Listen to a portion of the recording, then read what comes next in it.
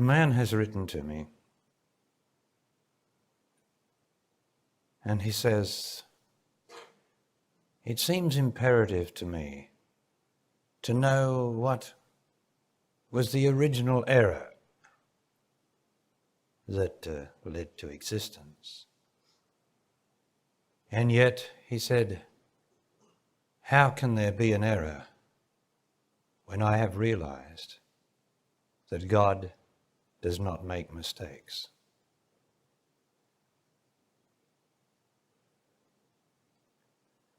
God, the Most High, does not make mistakes. That is the truth. But we creatures who have a brain somehow want to know. We just want to know things. Science wants to know. We want to know.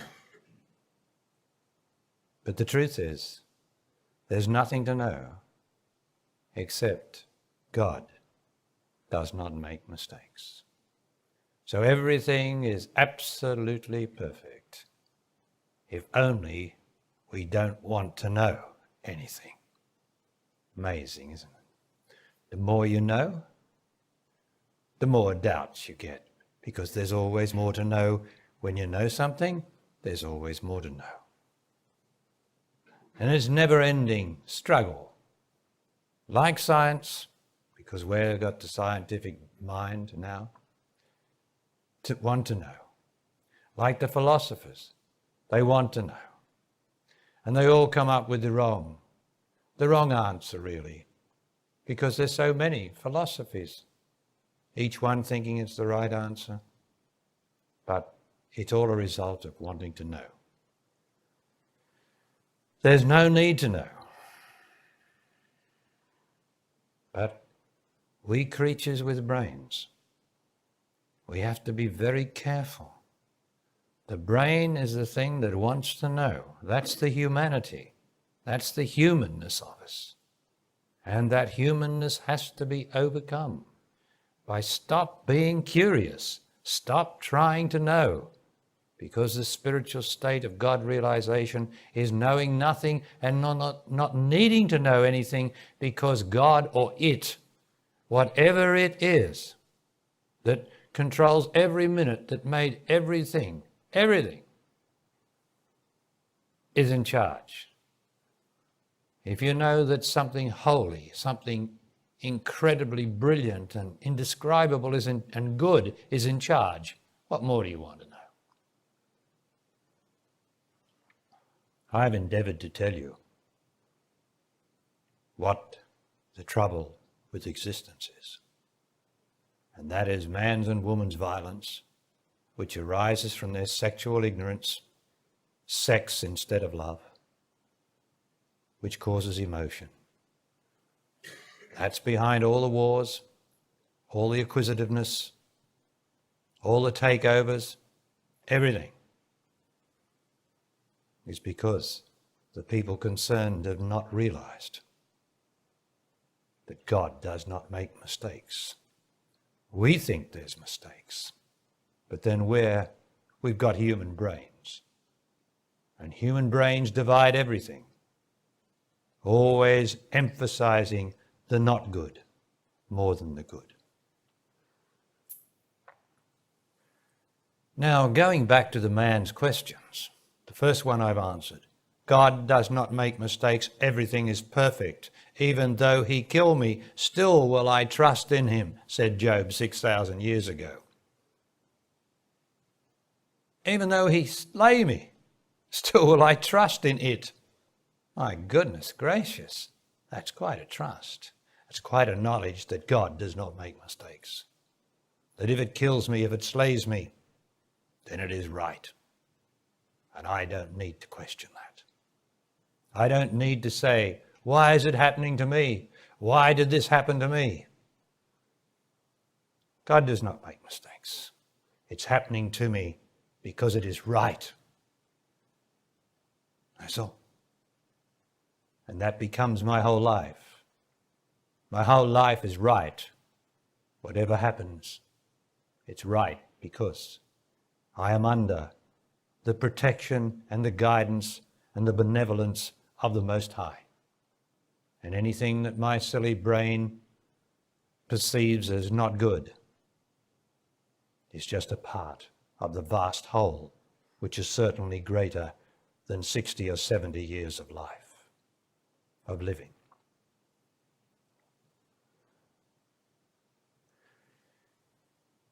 But it is given to us, if we can only see the truth of things through our brains, it is given to us to answer the original question that the man said that he wants to know. What is the original error? Now, having said about God, that's the end of that. Then we come down a step into this question. What is the original error? How do I find out the original error? Well, all you've got to do is look into your own life. As they say, you don't have to go into the past to find the truth of your condition now. Whatever's besetting you, you don't have to go into the past. You look, if you can only perceive, with truth, straightly, directly, without emotion, into your life, you will see the answer. So the answer is this: whenever I leave God, the good, that is the original error in me, and I become unhappy. Whenever I get emotional and identified with my emotion, whenever I leave God, which is good within me. Whenever I start thinking, trying to work things out, I leave God. And then I become confused. Whenever I am unconscious of the life around me, with the birds and the trees and just the sheer benevolence around me, I leave God. And that makes me unhappy. So what was the original error? We can say, if we want to use time way back, where I can tell you, before we even took on skins, before we became bodies, man and woman, man, because man was original, man was the original creature. Man left God. That's all. Just like we do. So, if you want to know why you leave God, you know why man left God. When I say man was the original, I have to tell you that woman is not the original. Woman is the love that was taken out of man, capital M's, body, and made into a form, so that he might be forever separated from his love until he came to his senses sufficiently and back to God sufficiently to be able to love her, so that eventually in consciousness and consciously she enters him through her great reverence for him, because she came out of him and she loves him, and all I want to do is be with thee forever and ever, she says. If she can only find the man pure enough or beautiful enough to say, come into me, love me. And she says, oh, I do. Let me come into thee. Let me never have individual existence. Let me just know this glorious love of God, which is what I see in you. And therefore, I am no longer separate from you, because through love, I am united with you. Man then becomes whole, and a capital M. Now, you want all the other theories? Fair enough. Everyone's got a nice philosophy. I tell you the truth. Man is only half man without his love inside of him, fully completed. Because he's only half complete with half his love inside. In existence, I'm talking about. And who's not in existence? What man is not in existence? What woman is not in existence? Are we going to talk about God out of existence? Indeed, you can realize God out of existence inside of you, and you will realize the truth. But what about love? You see, the truth is not love. Love is not the truth. Are you listening to me? I know we think that truth and love are interchangeable. They are not interchangeable in the higher realms of perception. Love is here in existence.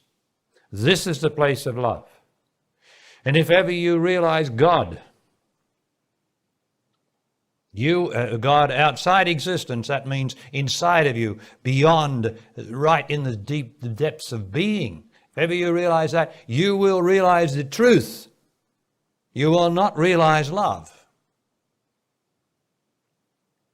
But because you are in the human condition, you have a brain, you have a self, you will love this truth, but you will be in existence and you will love this truth from existence, from yourself. But that does not mean that truth is love. This can very rarely be discussed, the difference between love and truth, because the human condition's just not up to it. Doesn't have enough perception of the truth to make a separation between love and truth, between existence and non-existence.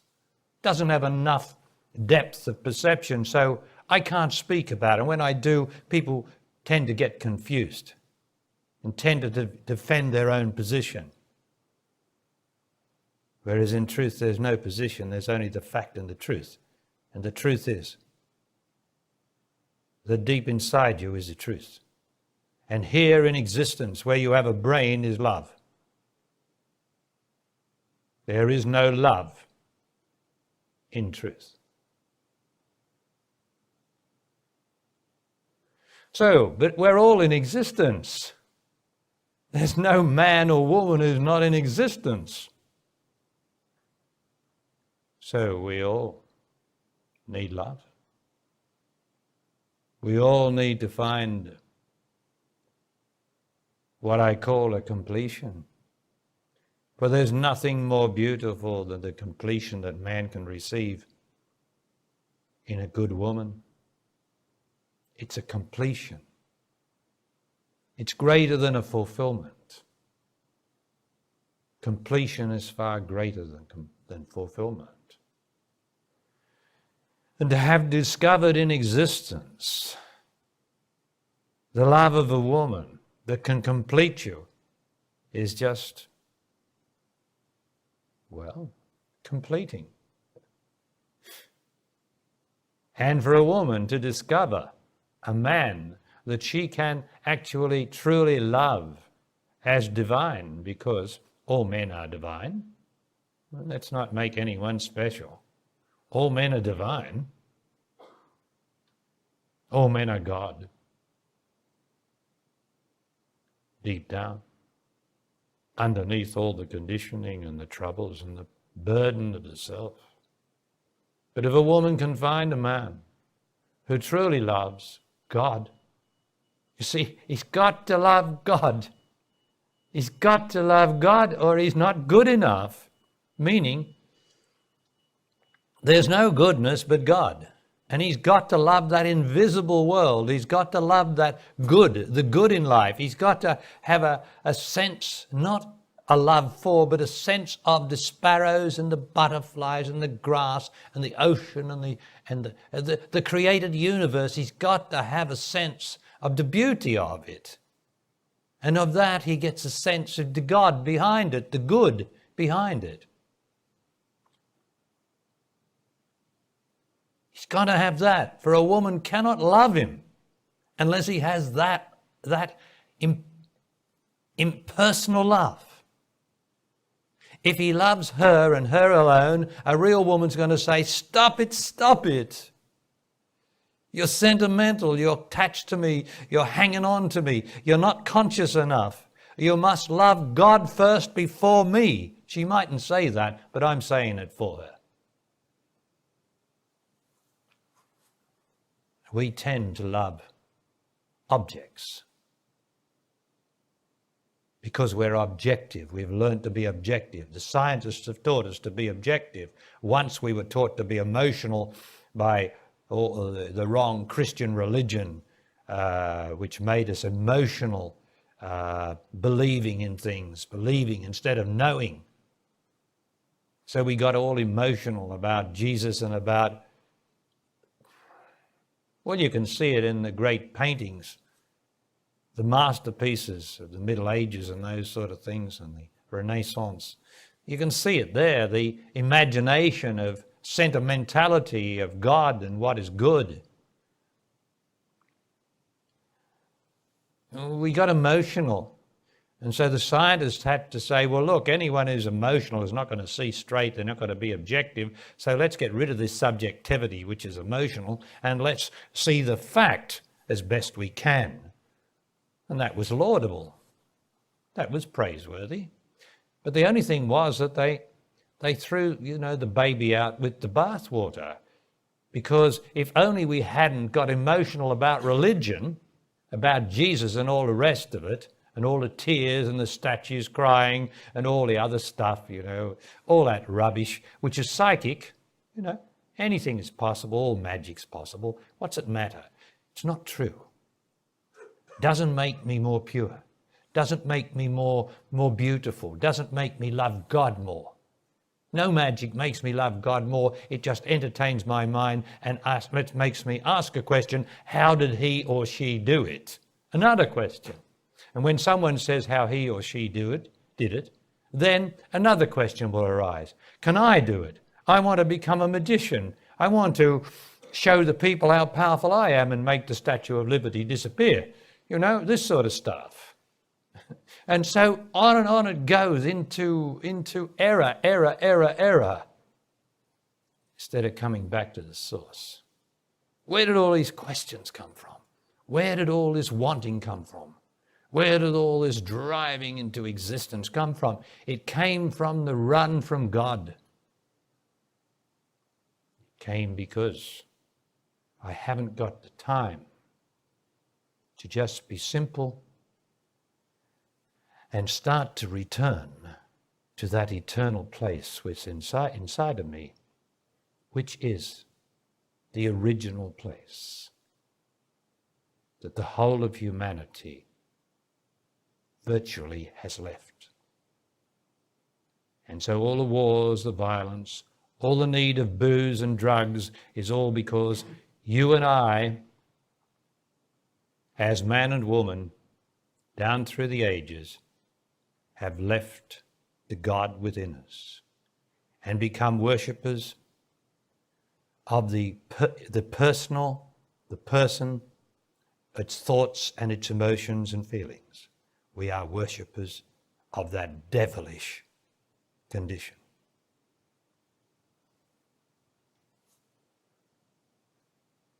But behind it all, fear not, God makes no mistakes. You are going to die. I am going to die. Blessed death. Haven't I got a video? Sweet mystery of death. You can almost hear me saying it because I got in front of it. Sweet mystery of death. Back towards the beginning.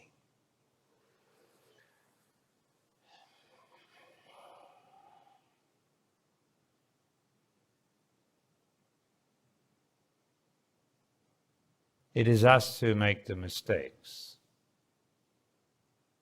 not God.